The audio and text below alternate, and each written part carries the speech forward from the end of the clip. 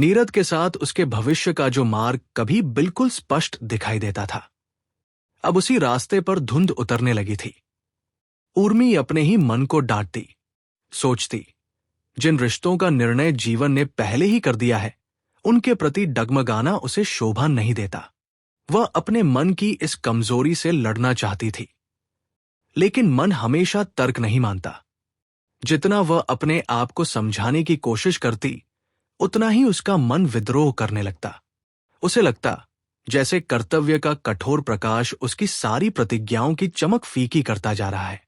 कभी कभी वह अपने ही मन से हार जाती और उसी क्षण उसके भीतर एक अनकहा अधिकार जाग उठता। वह मन ही मन सोच बैठती, वो आदमी मेरा है, फिर भगवान ने मुझे ये अधिकार क्यों नहीं दिया। ऐसे ही दिनों में समय बीतता गया। उधर नीरद विदेश में था। शशांक का उर्मी के प्रति बढ़ता स्नेह उससे छिपा नहीं था। हालांकि उसने कभी इस बात को गंभीरता से नहीं लिया।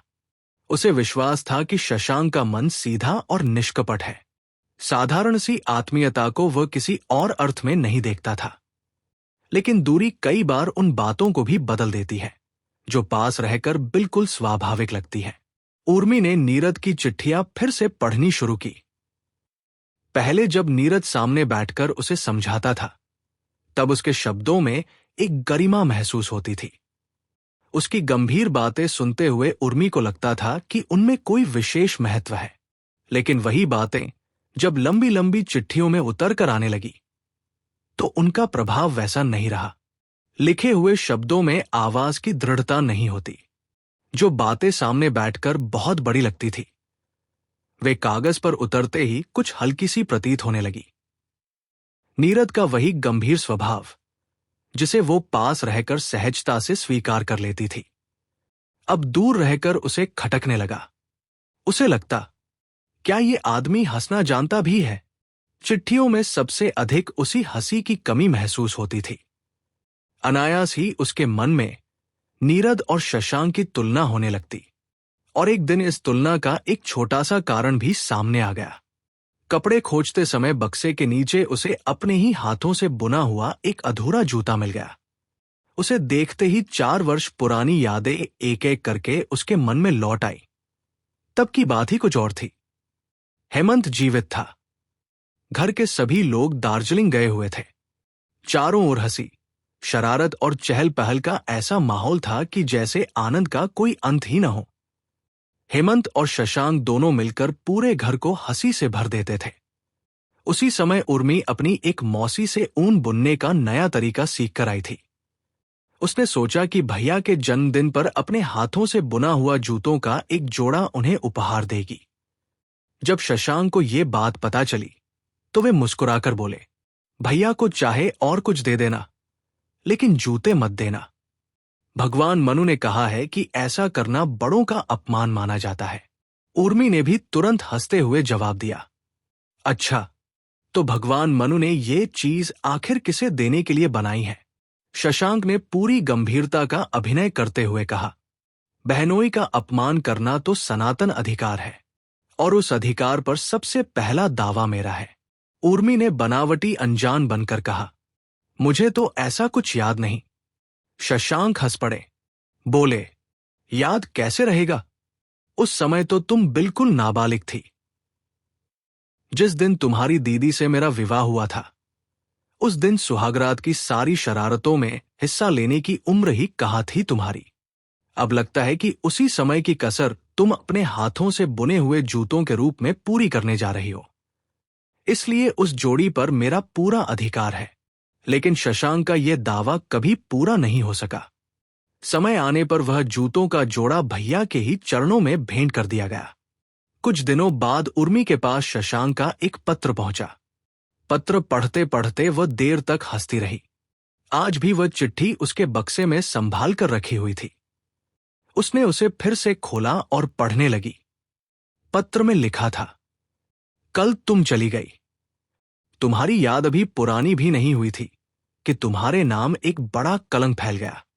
उसे छिपाना अपने कर्तव्य की अवहेलना समझता हूं। आगे शशांक ने बड़े मजाकिया अंदाज में लिखा था, मेरे पैरों की वो पुरानी चप्पल तो सबने देखी होगी, लेकिन उससे भी ज्यादा लोगों की नजर उसके फटे हुए हिस्सों से झांकते मेरे नाखूनों पर गई होगी। आज सुबह दफ्तर के वृंदावन नंदी ने जब मेरे चरण छूकर प्रणाम किया, तब मेरी इस फटी हुई चप्पल की सारी इज्जत धूल में मिल गई। मैंने महेश से पूछा, बताओ, मेरी नई चप्पलों का जोड़ा किस भाग्यशाली के चरणों में पहुंच गया? महेश ने सिर खुजलाते हुए कहा, बाबू, जब उर्मी मौसी के साथ आप दार्जिलिंग गए थे, तब चप्पलों का जोड़ा भी गया था। लौटते समय एक चप्पल तो आपके साथ आ गई, लेकिन दूसरी, उसका चेहरा लाल हो गया। मैंने तुरंत उसे डांटकर चुप करा दिया। आखिर चप्पल चुराना कोई अच्छी बात तो नहीं, लेकिन जिसने भी ये महान कार्य किया है, उससे एक शिकायत जरूर है। भला कोई एक ही चप्पल चुराता है क्या? यदि चोरी ही करनी थी तो पूरी जोड़ी ले जाते। केवल एक चप्पल ले जाकर मेरी और अपनी दोनों की मुसीबत बढ़ा दी। धिक्कार है ऐसी अधूरी चोरी पर।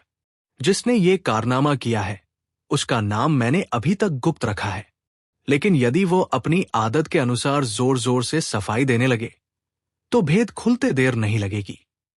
इसलिए बेहतर यही होगा कि मेरे लिए एक नई जोड़ी तैयार कर दी जाए। पैरों का नाप साथ भेज रहा हूं। पत्र पढ़कर उस दिन उर्मी मुस्कुराते हुए सचमुच शशांक के लिए जूते बुनने बैठ गई थी, लेकिन वह जोड़ी कभी पूरी नहीं हो सकी। न जाने क्यों उस काम के प्रति उसका उत्साह धीरे धीरे समाप्त हो गया था। आज वही अधूरा जूता अचानक उसके हाथ लग गया। उसे देखकर उसने मन ही मन निश्चय किया कि इस बार दार्जिलिंग यात्रा की वर्षगांठ पर वही अधूरा उपहार पूरा करके शशांक को देगी। उस दिन में अब केवल कुछ ही सप्ताह शेष थे। ये सोचकर उसके होठों से एक गहरी सांस निकल गई। कहाँ चले गए वे दिन, जब जीवन हंसी से भरा रहता था और हर पल जैसे हल्के पंख लगाकर उड़ जाता था। और आज उसके सामने केवल कर्तव्य का कठोर, सूना और अंतहीन रास्ता फैला हुआ था। इसी बीच होली का दिन आ पहुंचा। शशांक बाहर के कामों में इतने व्यस्त थे कि उन्हें याद ही नहीं रहा कि आज होली है। उर्मी ने सबसे पहले बिस्तर पर लेटी अपनी दीदी के चरणों में अबीर अर्पित किया और उनका आशीर्वाद लिया। फिर वह शशांक को खोजती हुई उनके दफ्तर वाले कमरे तक जा पहुंची। वहां वे मेज पर झुककर किसी जरूरी काम में डूबे हुए थे। उर्मी दबे पांव पीछे से गई और बिना कुछ कहे उनके सिर पर मुट्ठी भर अबीर मल दिया। एक ही पल में उनके कागज, मेज और बाल सब रंग से भर उठे। और फिर वहीं से शुरू हुई एक नई शरारत। शशांक भी भला कहा हार मानने वाले थे। मेज पर लाल स्याही की दवात रखी थी। उन्होंने तुरंत वही स्याही उठाई और उर्मी की साड़ी पर उंडेल दी। फिर उसका हाथ पकड़कर उसी के आंचल से अबीर लिया और उसके चेहरे पर खूब रंग मल दिया। बस फिर क्या था, सारा घर हंसी, दौड़ भाग, छीना झपटी और शोरगुल से गूंज उठा। खेलते खेलते न नहाने का समय याद रहा, न भोजन का। उर्मी की खिलखिलाती हंसी पूरे मकान में गूंज रही थी। आखिरकार जब शर्मिला को ये चिंता हुई कि कहीं इतनी उधम से शशांक की तबीयत न बिगड़ जाए, तो उसने बार बार संदेश भेजकर दोनों को ये खेल बंद करने के लिए बुलाया। लेकिन उस दिन भी उसने उर्मी से ये नहीं कहा, मत जाओ। शांत स्वर में केवल इतना बोली, अच्छा, अब तुम घर चली जाओ। यहां तुम्हारी पढ़ाई का बहुत नुकसान हो रहा है। बीच बीच में समय मिले तो मुझे देखने आती रहना। उस समय शशांक काम पर जा चुके थे। उन्हें बिना बताए ही उर्मी उसी दिन अपने घर लौट गई। उधर शशांक उस दिन बाजार से यांत्रिक चित्रकला का एक नया सेट खरीद कर लाए थे। उनकी इच्छा थी कि वह उर्मी को यह कला सिखाए। लेकिन घर लौटकर जब वो उसे कहीं दिखाई न दी, तो सीधे शर्मिला के पास जाकर पूछा, उर्मी कहाँ गई? शर्मिला ने सहज स्वर में उत्तर दिया, यहां उसकी पढ़ाई में बाधा पड़ रही थी, इसलिए मैंने उसे घर भेज दिया। शशांक कुछ क्षण चुप रहे, फिर बोले, कुछ दिन की असुविधा सहने के लिए तो वह खुद तैयार होकर आई थी, फिर आज अचानक पढ़ाई की चिंता कैसे हो गई? शर्मिला ने उनके स्वर में छिपा हुआ संदेह पहचान लिया। वह किसी विवाद में नहीं पड़ना चाहती थी। धीरे से बोली, यदि तुम्हें लगता है कि उसे यही रहना चाहिए तो जाकर उसे वापस ले आओ। मेरी ओर से उसे कोई आपत्ति नहीं होगी। इधर उर्मी जब अपने घर पहुंची तो बहुत दिनों बाद उसकी नजर नीरद की एक चिट्ठी पर पड़ी। वह चिट्ठी जैसे उसी की प्रतीक्षा कर रही थी, लेकिन उसे उठाकर खोलने का साहस भी उसमें नहीं था। वह जानती थी कि उससे अनेक भूलें हो चुकी हैं। पहले वह अपने पत्रों में दीदी की बीमारी का बहाना लिख देती थी, लेकिन अब वह बहाना भी उसे स्वयं झूठा लगने लगा था। शशांक ने शर्मिला की देखभाल के लिए दिन और रात दोनों समय प्रशिक्षित नर्सों की व्यवस्था कर दी थी। डॉक्टर की सलाह के अनुसार अब घरवालों का रोगी के पास बार बार जाना भी आवश्यक नहीं रह गया था। उर्मी समझ रही थी कि नीरद इस कारण को कोई महत्व नहीं देगा। वो शायद यही कहेगा, ये सब केवल बहाने हैं। सच तो ये है कि अब वहां तुम्हारी कोई आवश्यकता ही नहीं रही। इन विचारों से उसका मन अपराध बोध से भर उठा। उसने निश्चय किया, इस बार मैं अपनी गलती स्वीकार कर लूंगी, उनसे क्षमा मांगूंगी, कहूंगी कि अब कभी नियम नहीं तोड़ूंगी। लेकिन पत्र खोलने से पहले उसने एक और काम किया। बहुत दिनों बाद उसने नीरद का वही पुराना चित्र निकाला और मेज पर रख दिया। वो देर तक उसे देखती रही, जैसे अपने ही मन को फिर से उसी पुराने मार्ग पर लौटाने की कोशिश कर रही हो। दिन बीत गया, रात गहरा गई। आंगन में खिला कृष्णचूड़ा चांदनी में चुपचाप झूम रहा था। पूर्णिमा का चांद खुले आकाश में ऊंचा चढ़ाया था। तभी फागुन की एक मादक हवा बगीचे से होकर गुजरी। पेड़ों की डालियां सरसराकर हिल उठीं और उनकी परछाइयां धरती पर कांपने लगी। खिड़की के पास बैठी उर्मी उस रात बिल्कुल नहीं सो सकी। उसके भीतर जैसे कोई बेचैन लहर बार बार उठ रही थी। आम की बौर की मादक सुगंध पूरे वातावरण में फैली हुई थी। वसंत की वही अदृश्य वेदना जो लताओं और वृक्षों में नए जीवन का संचार करती है। मानो उसी ने उसके मन और शरीर को भी किसी अनकही आकुलता से भर दिया था।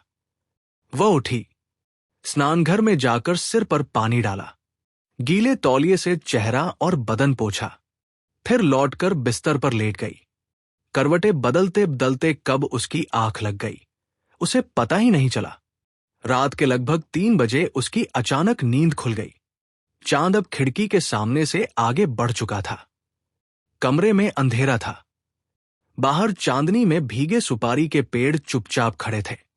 और तभी न जाने कहां से उसके भीतर रुलाई का ऐसा ज्वार उठा कि वो उसे रोक ही नहीं सकी। उसने तकिए में मुंह छिपा लिया और फूट फूट कर रोने लगी। वो रोना किसी एक दुख का नहीं था। उस पीड़ा का कोई नाम नहीं था, कोई स्पष्ट कारण भी नहीं था। यदि कोई उससे पूछता कि वो क्यों रो रही है, तो शायद वह स्वयं भी उत्तर न दे पाती।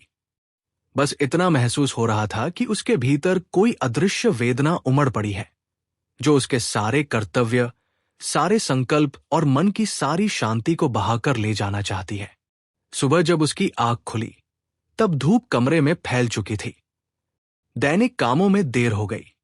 शर्मिला ने समझा कि पिछली थकान के कारण ऐसा हुआ होगा, इसलिए उसने कुछ नहीं कहा। लेकिन उर्मी का मन उस दिन भारी था। उसे लग रहा था जैसे उसके भीतर की लड़ाई में उसकी हार की शुरुआत हो चुकी है। वह धीरे से शर्मिला के पास गई और बोली, दीदी, मुझसे अब तुम्हारा कोई काम ठीक से नहीं हो पा रहा। यदि कहो तो मैं अपने घर लौट जाऊं। शर्मिला ने कुछ क्षण उसकी ओर देखा। उसे लगा जैसे उर्मी के भीतर कोई अनकही बेचैनी जन्म ले चुकी है। फिर भी उसने उसे रोकने की कोशिश नहीं की। उर्मी अपने घर लौट आई। घर पहुंचते ही सबसे पहले उसकी नजर उस तस्वीर पर पड़ी, जिसे उसने कई दिनों से हाथ तक नहीं लगाया था। वह नीरद की तस्वीर थी। उसे अच्छी तरह मालूम था कि अगर ये तस्वीर शशांक देख लेते तो हंसते हंसते उसका खूब मजाक उड़ाते। लेकिन आज उसे इस बात की कोई झिझक नहीं थी। उल्टे उसने मन ही मन निश्चय किया कि अब वो अपने जीवन के इस संबंध को किसी से छिपाएगी नहीं। अब तक दीदी के घर में वह ये बात दबाकर रखती थी कि उसका विवाह नीरज से तय हो चुका है। घर के दूसरे लोग भी इस विषय को जानबूझकर नहीं छेड़ते थे, क्योंकि ये प्रसंग सबको असहज कर देता था। लेकिन आज उर्मी ने अपने मन को कठोर करते हुए ठान लिया। अब वो अपने हर व्यवहार से यही बताएगी कि उसका जीवन किससे जुड़ा है। उसने अपनी मंगनी की वो साधारण सी अंगूठी निकाली, जिसे कुछ दिनों से उसने छिपाकर रखा था। धीरे से उसे फिर अपनी उंगली में पहन लिया। अंगूठी बहुत कीमती नहीं थी, लेकिन नीरद ने अपनी सच्ची और स्वाभिमानी गरीबी से उसे अनमोल बना दिया था। मानो वह कहना चाहता हो, अंगूठी की कीमत से मेरा मूल्य नहीं आंका जाएगा, बल्कि मेरे मूल्य से ही इस अंगूठी का महत्व तय होगा। अपने मन को इस तरह संभाल लेने के बाद उर्मी ने कांपते हाथों से नीरद का पत्र खोला। लेकिन जैसे ही उसने पत्र पढ़ा, वह एकदम उछल पड़ी। उसकी आंखों में आश्चर्य भी था और एक विचित्र सी मुक्ति का आनंद भी। उसका मन हुआ कि नाच उठे। नाचना तो उसे आता नहीं था। पास ही सितार रखा था, वो उसे उठा लाई। सुर भी नहीं मिलाए, बस जैसे मन में आया वैसे ही झंकार छेड़ दी। उसी समय शशांक वहां आ पहुंचे। हंसते हुए बोले, अरे क्या बात है, क्या शादी की तारीख तय हो गई? उर्मी ने भी हंसकर कहा, हाँ जीजाजी, बिल्कुल तय हो गई। शशांक ने मुस्कुराकर पूछा, तो अब पलटने की कोई गुंजाइश नहीं बची? बिल्कुल नहीं। तो फिर अभी जाकर शहनाई वालों को बयाना दे आओ और भीमचंद्र नाग की मिठाइयों का भी इंतजाम कर दूं। उर्मी खिलखिलाकर बोली, आपको कुछ भी करने की जरूरत नहीं। शशांक ने छेड़ते हुए कहा, वाह, सब कुछ अकेले ही कर डालोगी? और लड़की के आशीर्वाद का खर्च? उर्मी ने हंसते हुए जवाब दिया, वह भी मेरी ही जेब से गया है। शशांक हंस पड़े, अच्छा, मछली के तेल में ही मछली तली गई। जरा हमें भी समझाओ तो सही। उर्मी ने बिना कुछ कहे वह पत्र उनके हाथ में रख दिया। पत्र पढ़ते पढ़ते शशांक जोर से हंस पड़े। नीरद ने लिखा था कि जिस कठिन शोध कार्य के लिए वो अपना जीवन समर्पित करना चाहता है, वो भारत में संभव नहीं है। विदेश में ही उसे ये अवसर मिल सकता है और वहां उसके साथ काम करने के लिए एक यूरोपीय महिला विवाह के लिए भी तैयार है। इसलिए उसने उर्मी के साथ अपना विवाह संबंध समाप्त करने का निर्णय ले लिया है। उसने ये भी लिखा था कि जिस उद्देश्य के लिए सहायता मिली थी, उसका उपयोग वही करना उचित होगा। पत्र पढ़कर शशांक ने हंसते हुए कहा, अच्छा है, उस बेचारे को विदेश में जीने के लिए थोड़ा बहुत सहारा भी मिलता रहेगा, नहीं तो रुपए बंद होते ही भूखा प्यासा वापस यही लौट आता। उर्मी भी हंस पड़ी, बोली, अगर तुम्हें ऐसा डर है तो रुपए तुम ही भेज देना, मैं तो अब एक पैसा भी नहीं दूंगी। शशांक ने मुस्कुराकर पूछा, कहीं फिर से मन तो नहीं बदल जाएगा? यह अभिमान कहीं थोड़े दिनों का तो नहीं? उर्मी ने शरारत से कहा, अगर बदल भी गया तो उससे तुम्हें क्या, जीजाजी? शशांक हंसते हुए बोले, सही जवाब दूंगा तो तुम्हारा घमंड और बढ़ जाएगा, इसलिए चुप ही रहना बेहतर है।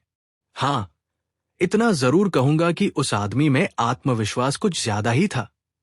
शशांक की बात सुनकर उर्मी के मन से जैसे बरसों का बोझ उतर गया। उसने पहली बार महसूस किया कि वह भीतर से सचमुच मुक्त हो गई है। घर पहुंचते ही उसने अपनी पढ़ाई और भविष्य की योजनाओं की वह सूची फाड़कर फेंक दी, जिसे इतने दिनों से वो अपने कर्तव्य का प्रतीक मानकर संभाले हुए थी। उसी समय गली में एक भिखारी भीख मांगता हुआ निकला। उर्मी ने बिना एक पल सोचे अपनी मंगनी की अंगूठी खिड़की से उसकी ओर उछाल दी। फिर अपनी किताबों की ओर देखकर मुस्कुराई और बोली, बताओ, इन किताबों को कोई फेरीवाला खरीदेगा भी या नहीं? शशांक ने हंसते हुए पूछा, और अगर उसने नहीं खरीदी तो क्या हो जाएगा? उर्मी ने भी हंसकर जवाब दिया, डर यही है कि कहीं पुराने दिनों का कोई भूत इनमें डेरा न डाल दे और आधी रात को आकर फिर मुझे डांटने न लगे। शशांक ने तुरंत कहा, अगर यही डर है तो फेरी वाले का इंतजार मत करो, ये किताबें मैं ही खरीद लेता हूं। उर्मी हंस पड़ी, खरीद कर करोगे क्या? शशांक ने पूरे गंभीर चेहरे से कहा, हिंदू शास्त्रों के अनुसार इनका विधिवत अंतिम संस्कार करूंगा।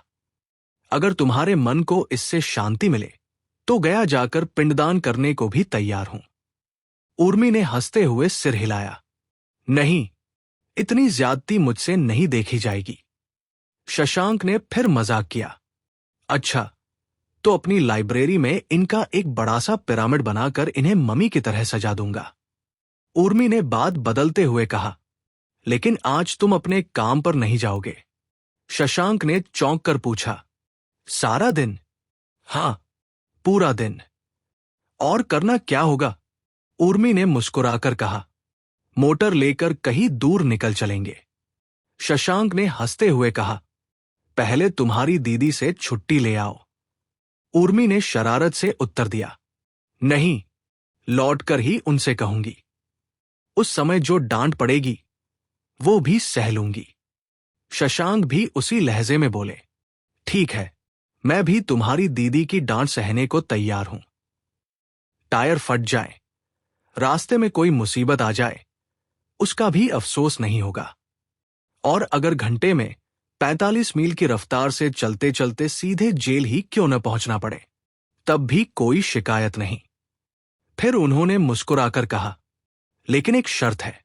3 बार वचन दो कि ये सैर खत्म होने के बाद तुम फिर हमारे ही घर लौटोगी। उर्मी ने बिना एक पल गवाए हंसते हुए कहा, लौटूंगी, लौटूंगी, जरूर लौटूंगी। दोनों मोटर लेकर निकल पड़े। काफी देर तक शहर की सड़कों पर घूमते रहे।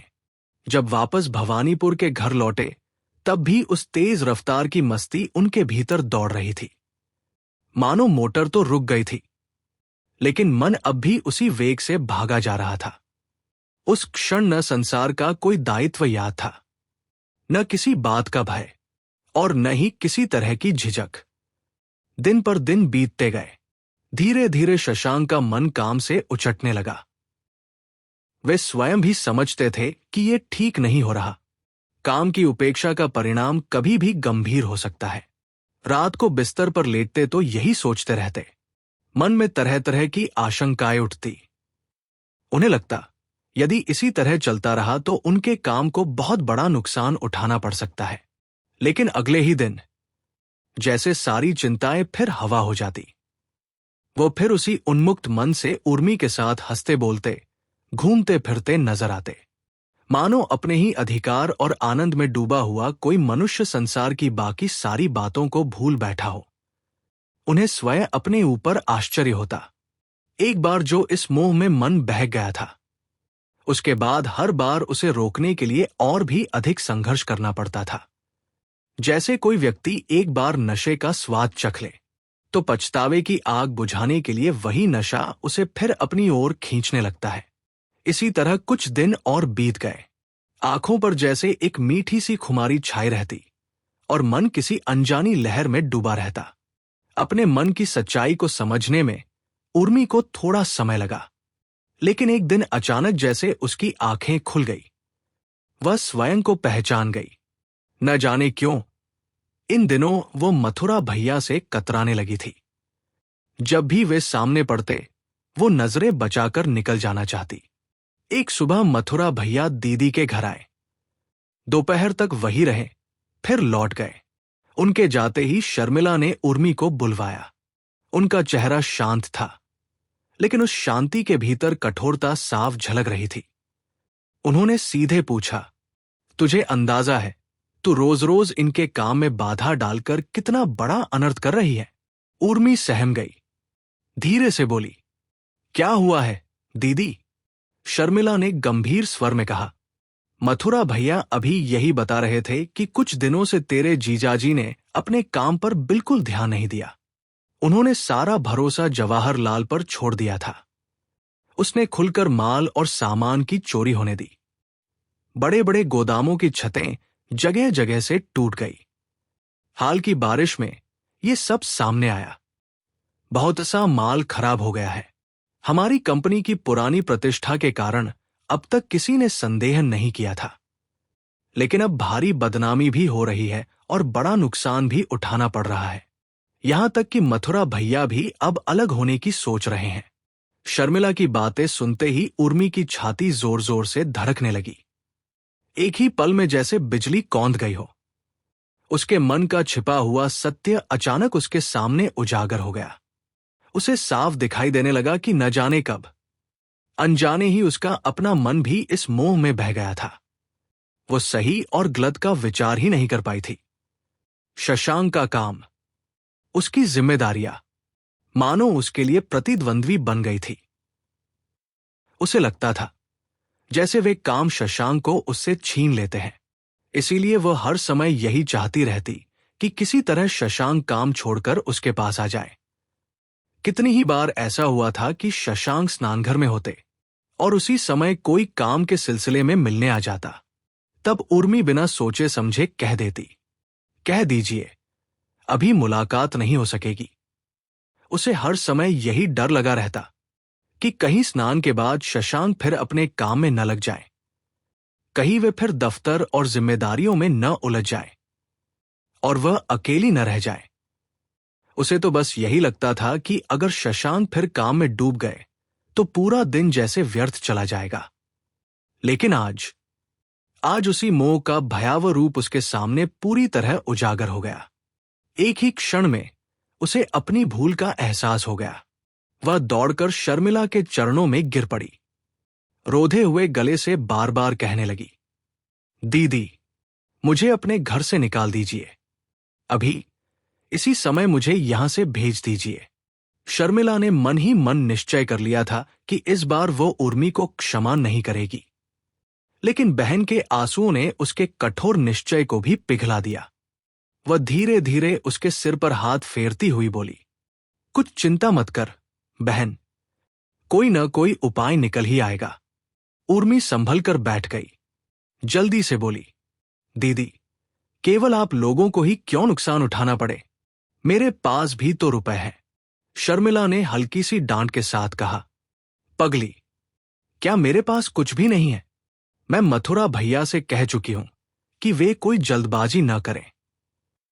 जितनी भरपाई करनी होगी मैं कर दूंगी। फिर उसने उर्मी की ओर गंभीर नजरों से देखते हुए कहा, और सुन, किसी भी तरह तेरे जीजाजी के कानों तक ये बात नहीं पहुंचनी चाहिए कि मुझे सब कुछ मालूम हो गया है। यह सुनते ही उर्मी फिर शर्मिला के पैरों पर झुक गई। उसका माथा उनके चरणों से लगा था और वो बार बार बस यही कह रही थी, मुझे माफ कर दो दीदी, मुझे माफ कर दो। शर्मिला ने अपनी आंखों के आंसू पोंछे, फिर बेहद थके हुए स्वर में बोली, बहन, यहां कौन किसे माफ करे? यह संसार बहुत उलझा हुआ है। हम जो चाहते हैं वो कहाँ होता है, और जिसके लिए प्राण तक लगा देते हैं वही एक दिन हाथ से फिसलने लगता है। उस दिन के बाद उर्मी ने जैसे अपने ऊपर पहरा बिठा लिया। अब वह एक पल के लिए भी शर्मिला को अकेला छोड़ना नहीं चाहती थी। दवा देना, समय पर भोजन कराना, नहलाना, सुलाना, छोटी से छोटी सेवा भी वह अपने हाथों से करने लगी। उसने फिर से अपनी पढ़ाई भी शुरू कर दी, लेकिन अब किताबें भी वह शर्मिला के सिरहाने बैठकर ही पढ़ती थी। उसे अब अपने मन पर भरोसा नहीं रहा था, और शायद शशांक पर भी नहीं। लेकिन इस सबका परिणाम कुछ और ही निकला। अब शशांक पहले से भी ज्यादा रोगिणी के कमरे में आने लगे। उन्हें यह समझ ही नहीं आया कि उनकी ये बेचैनी एक स्त्री की नजर से छिपी नहीं रह सकती। जब जब वे कमरे में आते, उर्मी शर्म से सिर झुका लेती। शशांक कभी मोहन बागान का फुटबॉल मैच दिखाने का लालच देते, लेकिन उर्मी मना कर देती। कभी अखबार में पेंसिल से निशान लगाकर चार्ली चैपलिन की नई फिल्म का विज्ञापन दिखाते, फिर भी कोई असर नहीं होता। अब हाल ये हो गया था कि उर्मी सामने होते हुए भी शशांक के लिए जैसे दूर हो गई थी। पहले जब वो हर समय उनके साथ रहती थी, तब भी शशांक किसी न किसी तरह अपने काम के लिए समय निकाल ही लेते थे। लेकिन अब जब उर्मी ने स्वयं दूरी बना ली, तब काम में मन लगाना उनके लिए और भी कठिन हो गया। इस बेबस तड़प को देखकर शर्मिला के मन में पहले पहल एक अजीब सा संतोष भी होता था। उसे लगता था कि शायद यही दूरी दोनों को फिर अपने अपने रास्ते पर लौटा देगी। लेकिन धीरे धीरे उसने देखा कि बात कुछ और ही होती जा रही है। शशांक का चेहरा मुरझाने लगा था। उनका मुंह सूखा सूखा रहने लगा। आंखों के नीचे थकान की गहरी छाया उतर आई थी। उर्मी अब भोजन के समय उनके पास नहीं बैठती थी। शर्मिला साफ देख रही थी कि इससे शशांक का खाने में भी मन नहीं लगता। न पहले जैसी रुचि रही थी, न पहले जितना भोजन होता था। कुछ ही दिन पहले जिस घर में हंसी और उल्लास की बाढ़ आई हुई थी, वह सब जैसे एकाएक उतर गया। लेकिन उसके साथ साथ घर की पुरानी सहज दिनचर्या भी लौटकर नहीं आई। सब कुछ पहले जैसा होकर भी पहले जैसा नहीं रहा था। एक समय ऐसा था जब शशांक अपने रूप रंग की बिल्कुल परवाह नहीं करते थे। नाई से बाल कटवाते तो अक्सर इतने छोटे कटवा लेते कि कई दिनों तक कंघी की जरूरत ही नहीं पड़ती। इस बात पर शर्मिला पहले खूब झुंझलाती थी, बहुत समझाती, बहुत बहस करती। फिर एक दिन हार मानकर उसने कहना ही छोड़ दिया। लेकिन इन दिनों उर्मी की एक हल्की सी मुस्कान या छेड़छाड़ भी शशांक को अपने बाल संवारने पर मजबूर कर देती थी।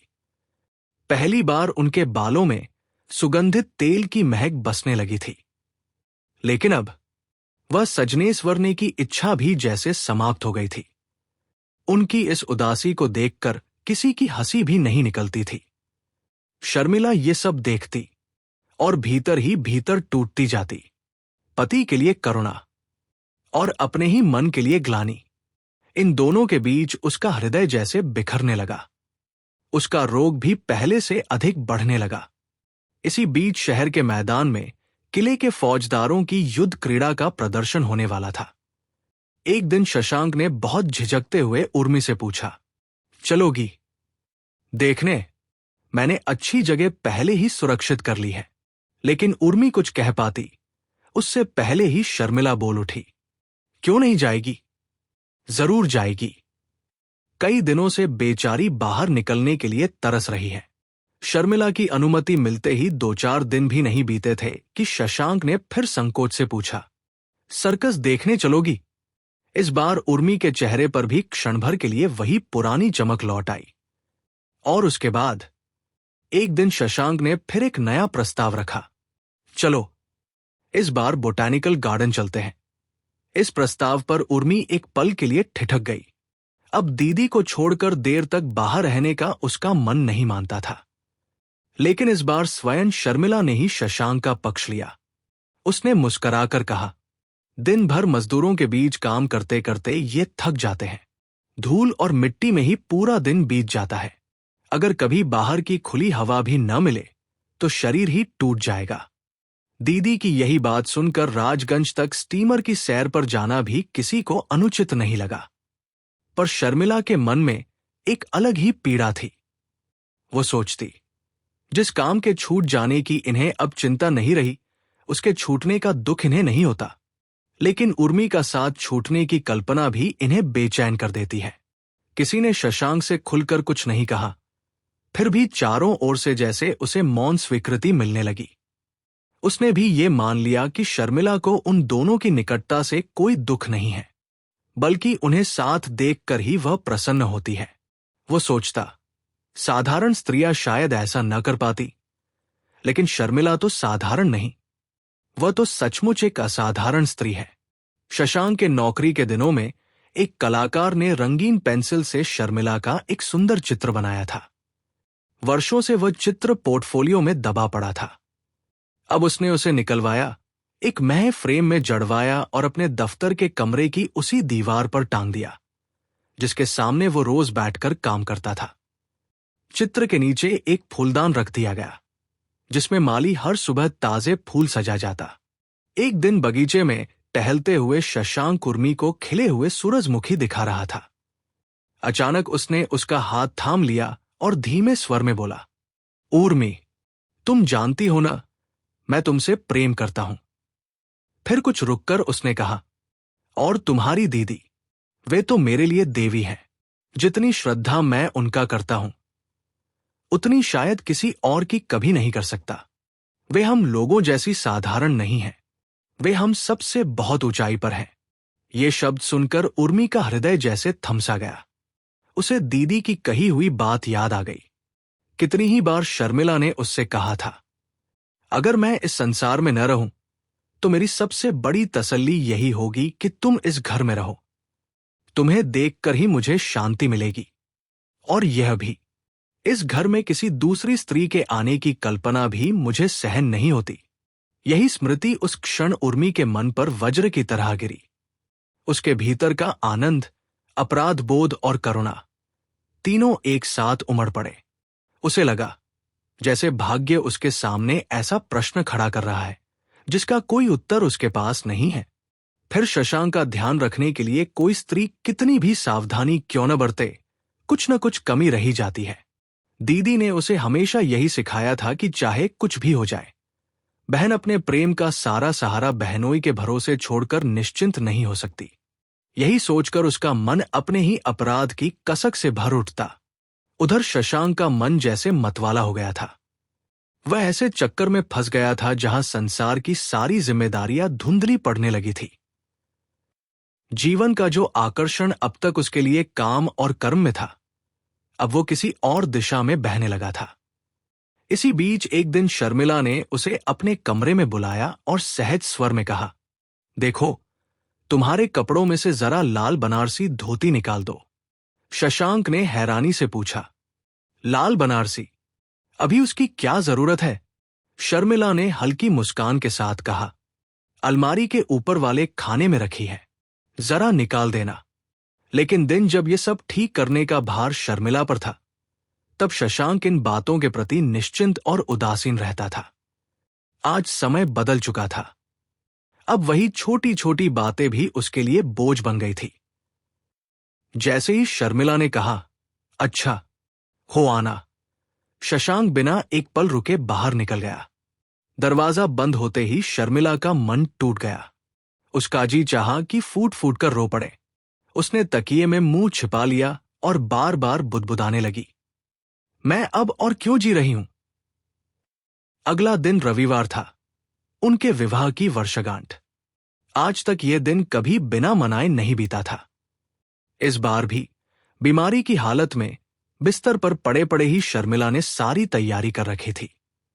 उसकी इच्छा थी कि विवाह के दिन शशांक ने जो लाल बनारसी धोती और चादर पहनी थी, वही वो फिर से उन्हें अपने हाथों से पहनाएगी। उनके गले में फूलों की माला डालेगी, उन्हें सामने बिठाकर अपने हाथों से भोजन कराएगी। कमरे में धूप बत्ती जलेगी और बगल वाले कमरे में ग्रामोफोन पर शहनाई की मधुर धुन बजेगी। हर वर्ष शशांक भी बिना कुछ बताए उसके लिए कोई ना कोई छोटा सा उपहार लेकर आता था। शर्मिला को पूरा विश्वास था कि इस बार भी वो कुछ न कुछ अवश्य लाएगा। लेकिन इस बार उसके मन में एक अनजाना डर भी था। न जाने वो प्रतीक्षा पूरी होगी या नहीं। उसके हृदय में आशा और पीड़ा दोनों साथ साथ बैठी थी। अब उसे लगने लगा था कि जीवन के सबसे प्रिय संबंध भी कभी कभी चुपचाप बदल जाते हैं, और जब तक ये परिवर्तन समझ में आता है, तब तक बहुत कुछ हाथ से निकल चुका होता है। आज शर्मिला का मन किसी भी बात को सह नहीं पा रहा था। जब घर में कोई नहीं होता तो वह अकेली ही बार बार बुदबुदा उठती, सब झूठ है, सब झूठ है, सब झूठ है। फिर इस जीवन का अर्थ ही क्या है? उस रात उसकी आंखों में नींद नहीं आई। सुबह जैसे ही मोटर गाड़ी के दरवाजे से निकलने की आवाज उसके कानों में पड़ी, उसका धैर्य टूट गया। वो फूट फूट कर रो पड़ी और दर्द से भरे स्वर में कह उठी, ठाकुर, क्या तुम भी झूठ हो? उस दिन के बाद से उसकी बीमारी तेजी से बढ़ने लगी। जिस दिन रोग ने सबसे भयावह रूप ले लिया, उसी शाम शर्मिला ने शशांक को अपने पास बुलवाया। सांझ ढल चुकी थी। कमरे में हल्का सा धुंधल का पसरा था। उसने नर्स को इशारे से बाहर जाने को कहा और शशांक का हाथ अपने हाथों में लेकर धीमे स्वर में बोली, मेरे जीवन में भगवान ने जो सबसे बड़ा घर दिया था, वह तुम थे, लेकिन तुम्हारे योग्य बनने की पूरी शक्ति शायद उन्होंने मुझे नहीं दी। जितना कर सकी उतना किया। मुझसे बहुत सी भूलें भी हुई, उन्हें क्षमा कर देना। शशांक कुछ कहना चाहता था, लेकिन शर्मिला ने उसे बीच में ही रोक दिया। नहीं, अभी कुछ मत कहो, बस मेरी बात सुन लो। कुछ क्षण रुककर उसने आगे कहा, उर्मी को मैं तुम्हारे हाथों सौंपे जा रही हूं। वो मेरी अपनी बहन है, उसमें तुम्हें मेरा ही अंश मिलेगा, और शायद वो सब भी मिलेगा जो मुझमें नहीं था। फिर उसने कांपती आवाज में कहा, नहीं, कुछ मत बोलो, केवल सुनते रहो। मरते समय यही संतोष लेकर जा रही हूं कि तुम्हें सुखी कर सकी। इतने में बाहर से नर्स की आवाज आई, डॉक्टर साहब आ गए हैं। शर्मिला ने धीरे से कहा, उन्हें भीतर भेज दो। और वहीं वह अधूरी बातचीत रुक गई। इन दिनों शर्मिला के मामाजी हर तरह की देसी और वैकल्पिक चिकित्सा में विश्वास रखते थे। वे एक सन्यासी की सेवा में लगे हुए थे। जब डॉक्टरों ने साफ कह दिया कि अब चिकित्सा की कोई विशेष आशा नहीं बची, तब उन्होंने जिद पकड़ ली।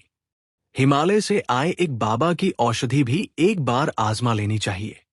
उस दवा में कोई दुर्लभ तिब्बती जड़ी का चूर्ण था, जिसे भरपूर दूध के साथ दिया जाता था।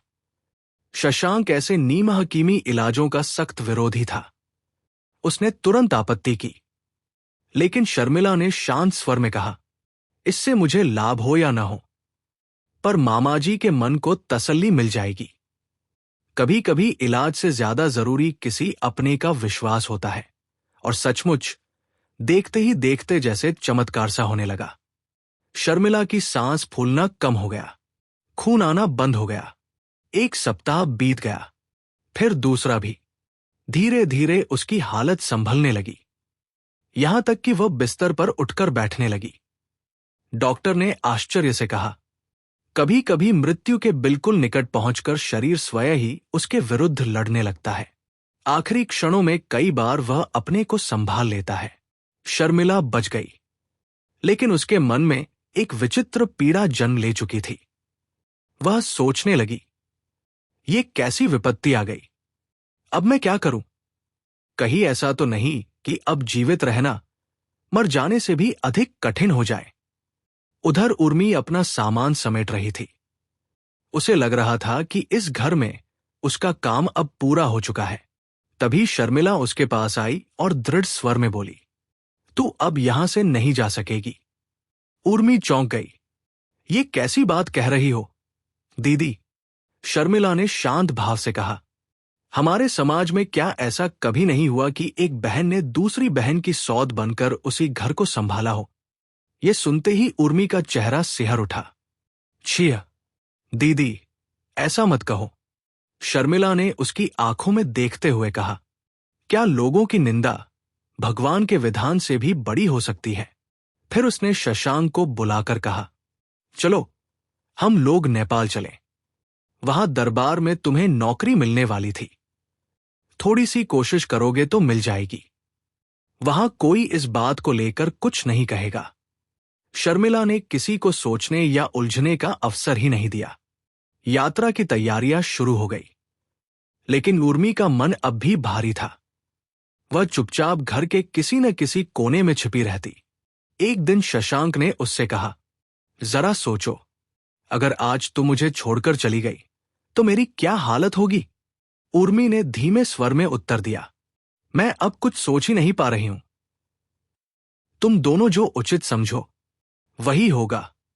सारी तैयारियां पूरी होने में कुछ दिन लग गए।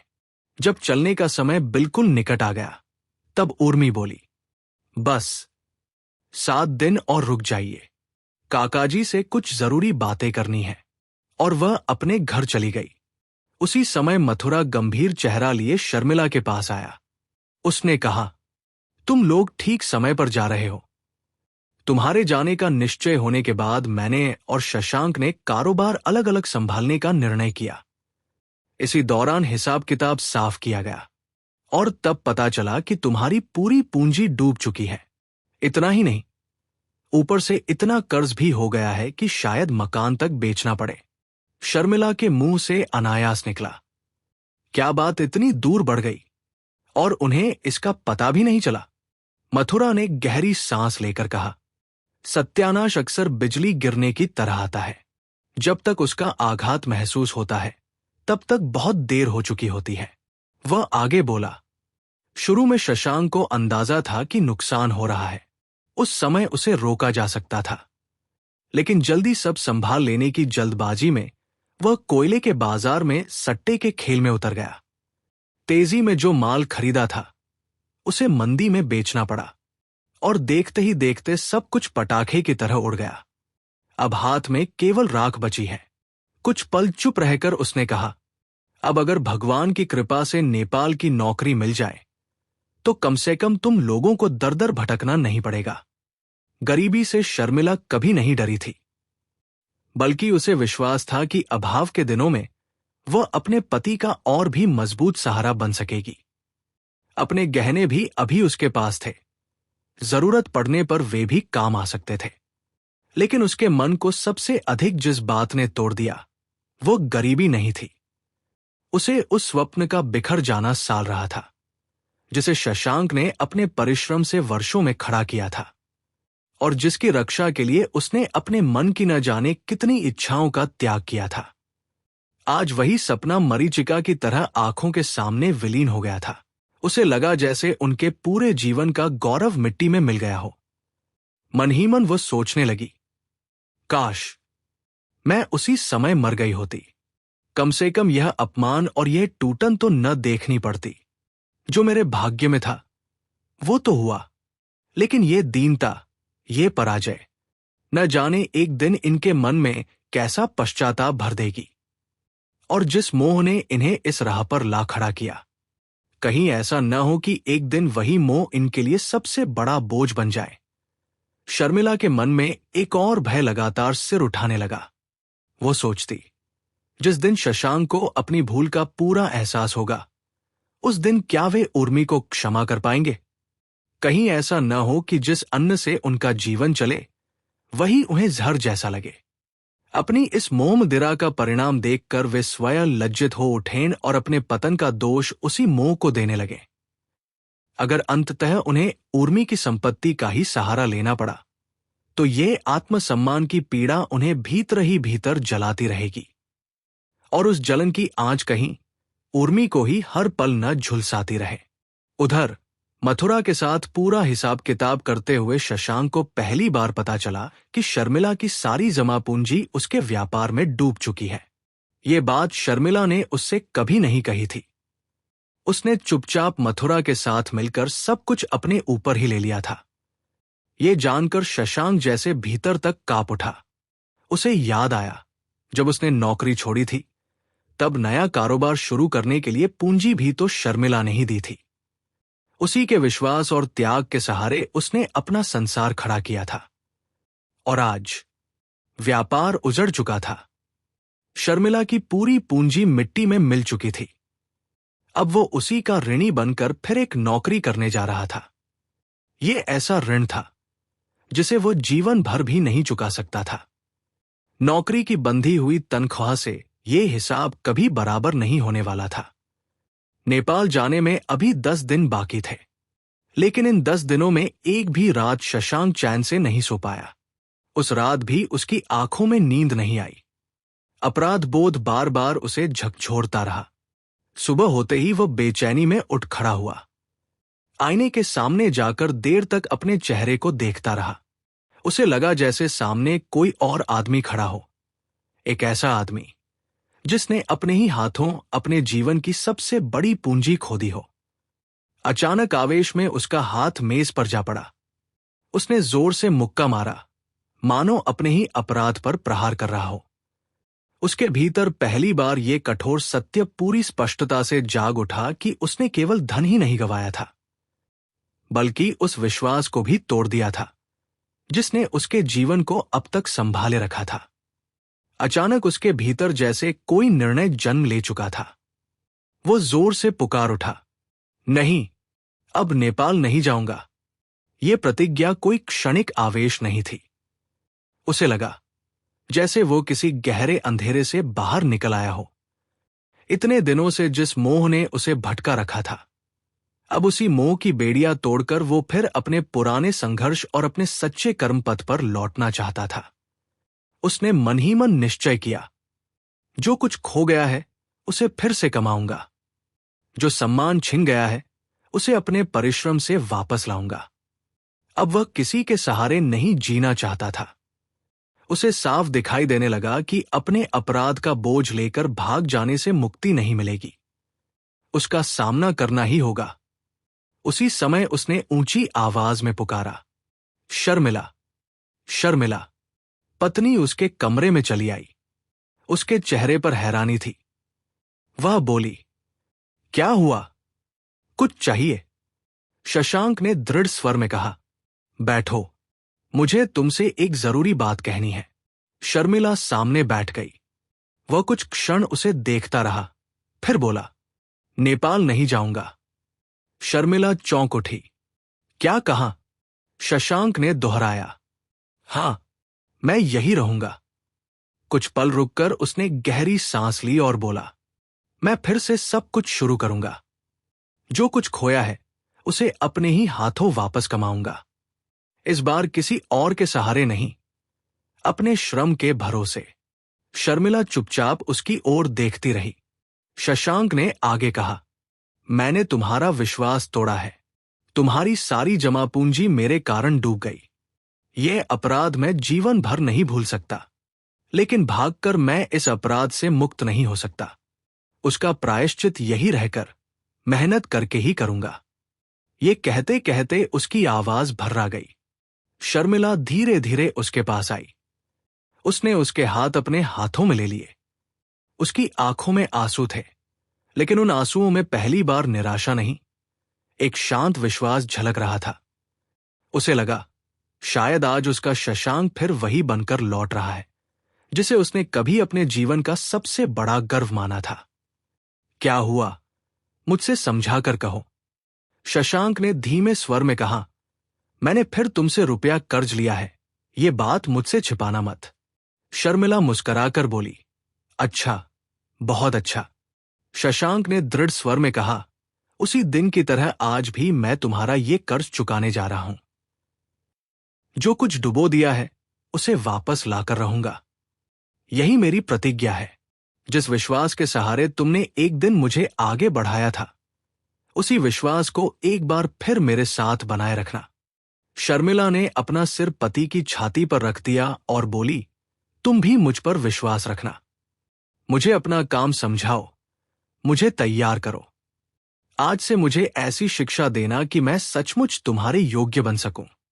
इतने में बाहर से आवाज आई, चिट्ठी। उर्मी के हाथ की 2 चिट्ठियां थी। एक शशांक के नाम थी। मैं इस समय बंबई के रास्ते में हूं, विलायत जा रही हूं। पिताजी के आदेशानुसार डॉक्टरी की पढ़ाई पूरी करके लौटूंगी। इसमें 6-7 वर्ष लग सकते हैं। तुम्हारे घर में आकर जो कुछ उलट पुलट कर गई हूं, इतने समय में वो सब ठीक हो जाएगा। मेरे लिए चिंता मत करना, लेकिन तुम लोगों की चिंता मेरे मन में हमेशा बनी रहेगी। दूसरी चिट्ठी शर्मिला के नाम थी। दीदी, तुम्हारे चरणों में मेरे सहस्र प्रणाम। मैंने अज्ञानवश जो अपराध किया उसके लिए मुझे क्षमा कर देना। यदि क्षमा न भी कर सको तो कम से कम इतना जानकर मुझे सांत्वना मिलेगी कि मैंने अपनी भूल को पहचान लिया है। इससे अधिक सुख की अब मैं आशा नहीं करती। सच तो यह है कि सुख किसमें है, ये बात भी अब निश्चित रूप से नहीं जानती। और यदि सुख न भी मिले तो कोई बात नहीं, अब भूल करने से डर लगता है।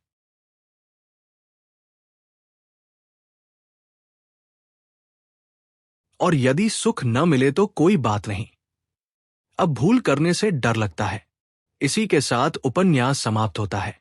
इसके बाद रविंद्रनाथ ठाकुर ने अपने बंगला उपन्यास दुई बोन के संबंध में एक महत्वपूर्ण पत्र लिखा, जो सन 1933 में विचित्रा पत्रिका में प्रकाशित हुआ था।